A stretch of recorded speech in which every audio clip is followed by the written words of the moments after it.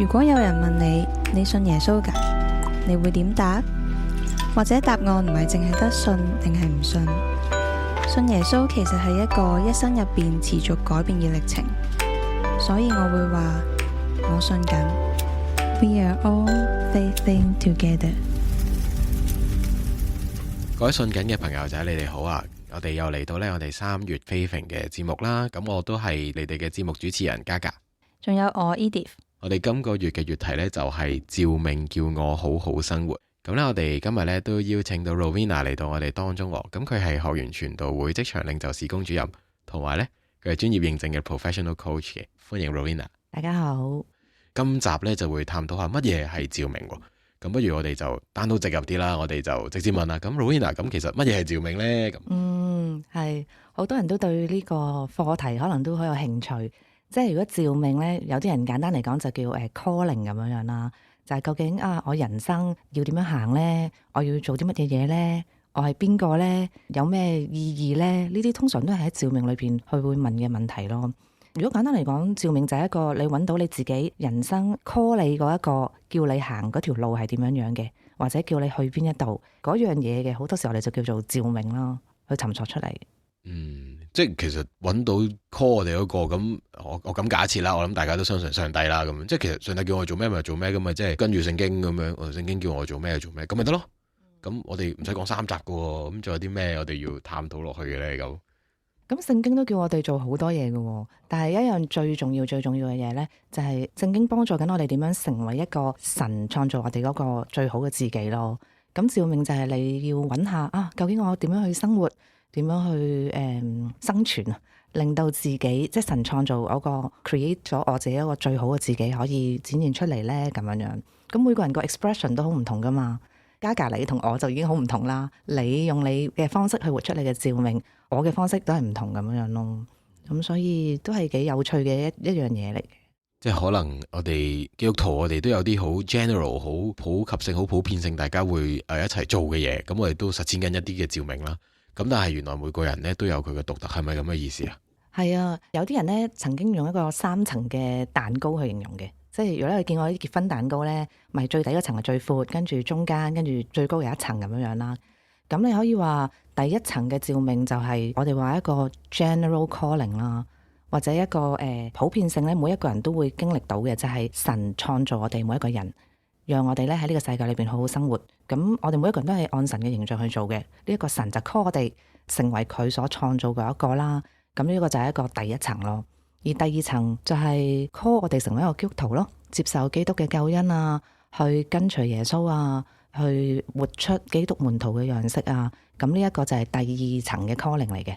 咁第三層咧就係你所講嘅啦，就係一個咧我哋叫 particular calling 啦，就係每一個人究竟你用乜嘢方式去活出呢一個獨特嘅自己咧？咁每一個人可能都有啲唔同嘅性情、恩賜、成長嘅經歷，或者唔同嘅負擔。咁呢一啲嘢都係可以成為我哋第三層嗰個蛋糕嘅 calling 咁樣樣咯。我已經有2個問題想問啦，我先問咗第一個先。咁好得意喎，佢係用蛋糕啦，即係一層又要比一層細，同埋喺上面啦咁樣。咁係咪即係已經隱含咗？喂，最底嗰層係最 fundamental 最重要嘅咧？係咪有咁嘅？即係呢個 model 咪有咁嘅 meaning 咁樣嘅咧？你可以咁樣講嘅。嗱，你諗下呢個世界有好多人都未成為基督徒噶嘛，但係佢哋每一個人都係神所創造嘅，所以神咧喺創造呢個世界，創造每一個屬於佢嘅兒女嘅時間，佢已經係想我哋去享受我哋同神嘅關係啦，去管理呢個世界啦。所以呢個 calling 係 apply to 所有人噶。咁無論你接唔接受呢個 calling， 你已經喺呢個 calling 嘅一部分啦。但係咧第二層咧就係你需要做一個選擇咯。你明白自己係一個罪人啊，你決定成為一個跟隨耶穌嘅人啊，你願意以基督信仰嘅核心成為你人生嘅方向嘅根基啊。咁呢個就係第二層啦。咁喺而家呢個現實裏邊，唔係所有人都選擇回應呢個 calling 嘅。咁所以嗰一層咪細一啲咯。而第三層就係你基於同神嘅關係，對基督嘅認識，然後你喺個過程裏邊更去揾多一步，就係我點樣活出我嘅 best self 咧？神創造我嘅獨特性係點咧？嗰個就係第三層咁樣樣咯。咁你可以咁樣講，如果一個人，譬如話你係13歲嘅，你咧已經返咗教會好耐噶啦，你又知道自己係神嘅兒女，你又知道自己有基督徒，但係你仲係一個中學生喎，其實你未知人生嘅方向係點喎，但係你都可以活出緊神俾你嘅召命，就係好好嘅去認識神咯，好好嘅去活出你自己咯。就算你第三層嘅嘢未係最清楚，你第一二層已經有好多嘢咧係可以喺你生活裏邊去到展現出嚟嘅咯。好。咁我頭先咪話有兩個問題嘅，我第二個問題就係呢：雖然我都假定咗呢非平嘅聽眾都係信耶穌嘅，其實我諗都唔一定嘅咁樣，同埋即係呢個世界都學你話齋，有好多人都未必係即係想回應第二層嗰個部分。咁我想問，咁係咪即係如果假設佢真係完全唔認識基督咁樣，咁其實掹走第二層得唔得嘅咧？乜嘢得唔得先？概念上，我諗意思係咪如果冇咗第二層嘅話，去唔到第三層？即係嗰個 particular calling 係咪一定要喺建基於第二層？我已經認信咗基督之後先會發生嘅嘢咧？係啊，呢個係一個好好嘅問題。其實咧，即係喺1990年代開始咧，其實都有唔少嘅 research 咧，係做 calling 同埋你生涯規劃嗰個嘅關係嘅。咁喺研究裏邊咧，其實都講，無論一個人有冇宗教信仰咧，其實佢咧都好想有一個 sense of calling 嘅，因為佢覺得 sense of calling 即係一個召命感呢樣嘢啦，其實係幫助佢咧能夠揾到意義啦，佢能夠更加專注去發展佢自己啦，同埋更加知道自己想點嘅。咁所以咧，你可以咁樣講，神創造我哋本身咧，每一個人都好想活出一個最好嘅自己，同埋好想喺人生做啲有意義嘅嘢嘅。就算你而家未成為一個基督徒，你心裏邊呢個渴望呢，唔因為你得救與否呢而否定咗。一個未信主嘅人，佢都同樣尋求呢樣嘢，佢都好想揾人生方向同埋意義。咁所以你呢個問題好好。第二層就算冇呢，一個人其實都好 yearn for，即係好想 look for呢，佢揾到人生嘅意義同埋方向咯。但係我估點解要有第二層先有第三層呢？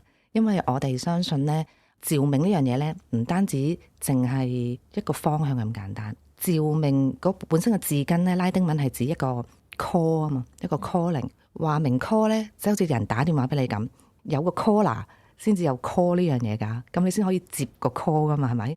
所以我哋相信，我哋認識神、認識主耶穌基督咧，因為佢創造我哋，佢又愛我哋，其實佢係不斷 call 我哋，讓我哋咧認識自己點樣喺呢個世上去生活咧，最能夠去榮耀佢，最能夠去享受我哋嘅人生嘅。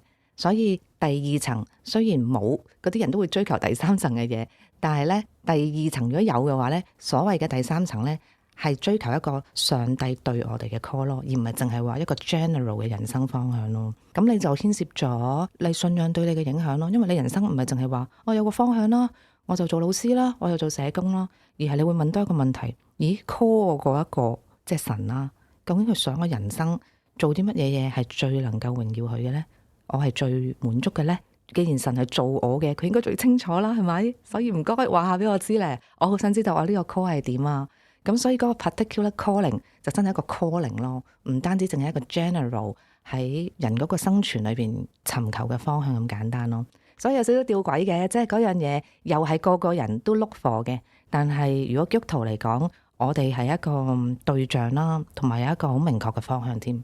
咁我又想問下 Rowena 啦，其實我哋即係信嘅人會用 calling 呢個字啦，未信嘅人咧就會用可能人生意義呢個字啦。咁其實兩者都係好似嘅。咁實際上面所謂嘅嗰種嘅人生意義啦，又或者我哋追求 calling 嘅時候，其實嗰啲包含咗嘅元素係啲咩嚟嘅咧？呢個咧都好似一個幾深嘅問題，但係有一個咧我哋成日都問嘅問題咯。咁我唔知你有冇聽過一本好出名嘅書啦，即係一個喺集中營裏邊嘅精神科醫生寫嘅。佢咧就係幸存者，即係佢喺集中營出到嚟啦。咁然後咧，佢出到嚟嗰1-2年咧，佢已經即刻寫咗一本書，即係叫《Man's Search for Meaning》。嗰本書叫做《活出意義來》，中文好似叫做。咁其實佢就係講翻佢喺集中營裏邊見到點解有啲人係可以生存到，有啲人係生存唔到嘅咧。咁令佢諗下人生意義究竟係啲乜嘢嘢咧？如果你喺一個集中營裏邊，你都知道你冇希望咧，分分鐘會死噶啦。咁你有啲咩動力令你生存落去咧？咁樣樣。咁跟住佢就發現咧，原來我哋每一個人咧，就算喺幾困難嘅環境裏邊都好啦，其實你係會諗一啲咧超越你自己嘅嘢，賦予你一啲意義，你先有動力繼續生存落去嘅。